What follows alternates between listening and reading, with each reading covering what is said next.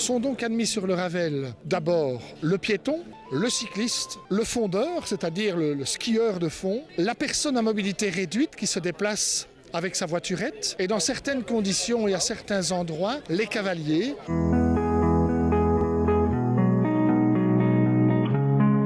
Michel Lebrun était de l'arrondissement de Dinan-Philippeville et il venait d'être ministre. Donc en 1995, à l'occasion de la déclaration gouvernementale du gouvernement wallon, elle avait souhaité trouver une formule pour affecter les anciennes voies de chemin de fer en cherchant des idées. Il connaissait l'existence du GLT qui venait d'être arrêté. Je lui ai dit, moyennant peu de frais, il y a moyen de faire la section entre Rochefort et Villers-sur-Lez. Donc de Jemelle à Rochefort, il suffisait de remplir la dalle de béton en surface de 5 cm et puis de Rochefort à Villers-sur-Lez de faire une dalle de béton, mais c'était très simple, l'empierrement était là et c'est ainsi qu'est né le Ravel en Wallonie, c'est la première étape. Le vélo, du moins du côté wallon, on n'était pas vraiment très à la pointe par rapport à la Flandre ou la Hollande. Les gens étaient un peu sceptiques, puis quand on a vu comment ça a été fait, les gens ont beaucoup pratiqué. Il y a eu de l'engouement un peu partout. Plusieurs villes s'y sont mis aussi bien du côté namurois que du côté luxembourgeois. Et les gens, naturellement, ont trouvé qu'il y avait beaucoup plus en plus de pistes cyclables.